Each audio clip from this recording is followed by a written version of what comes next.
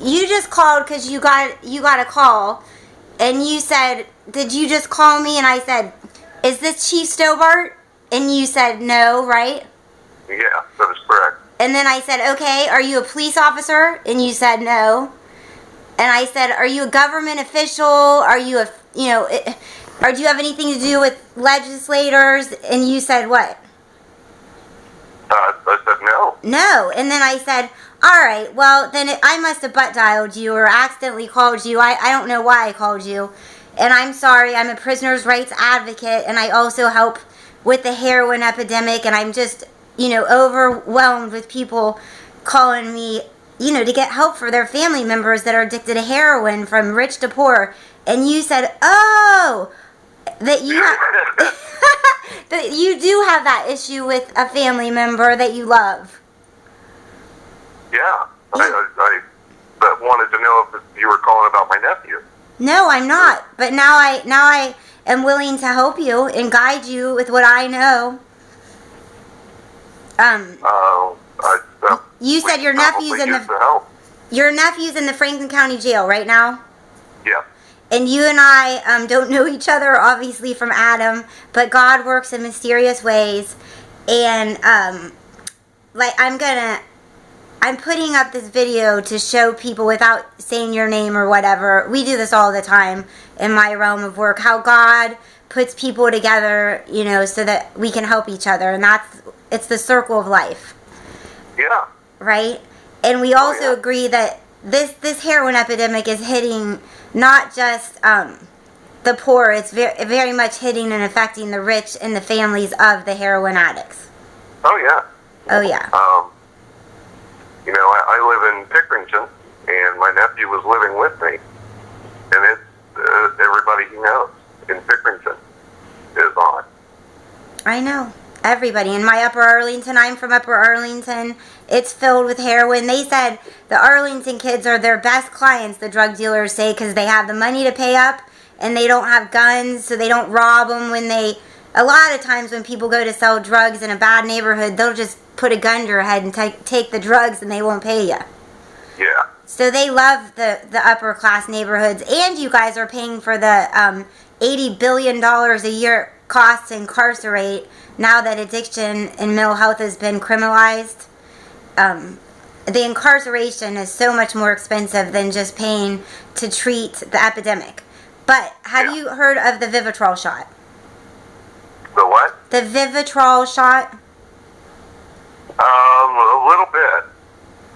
Not too much. Okay, well that's what I'm going to. And like I said yesterday when the news came to my house, a day late, you need to be treated. Now that how long has he been in the Franklin County Jail? He's a little over a week. Good, that's great. He is in there for, he had a previous court date and didn't show for it, and got caught again. And so the judge said, since you didn't show up last time, we're just going to keep you here, and you'll get a court date sometime in the next 30 days. So he's going to be there a while. That's great. That jail is not easy to live with. And the thing about a jail being horrific, it's not a deterrent, obviously, because we keep going back there and back there and back there.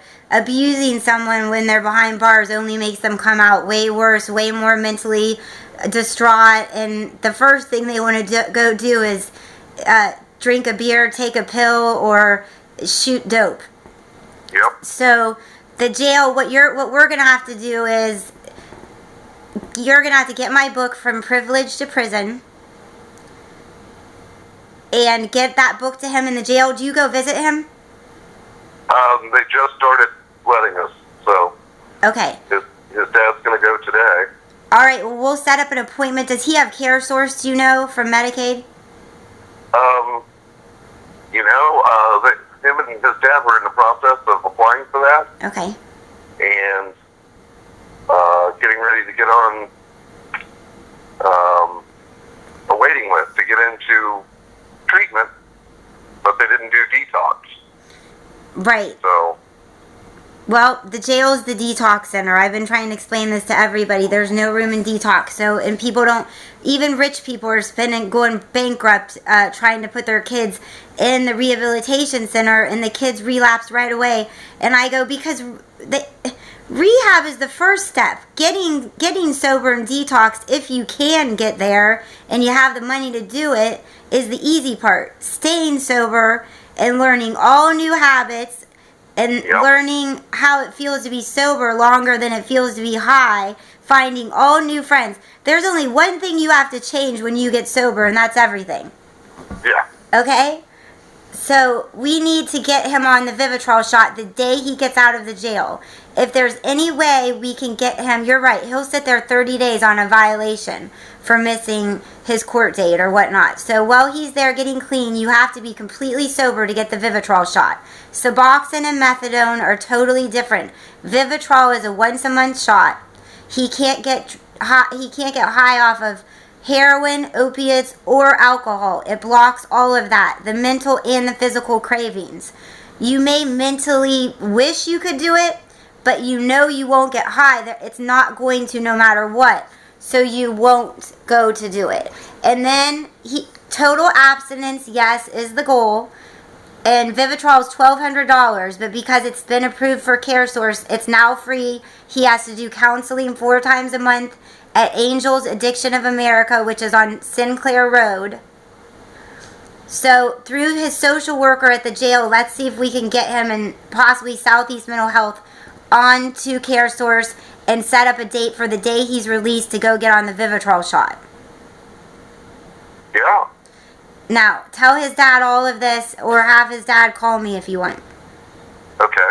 How weird is it that, and I was kind of mean to you when you called, because I have so many people calling me, and I've been calling, I was just talking to Channel 6 on your side.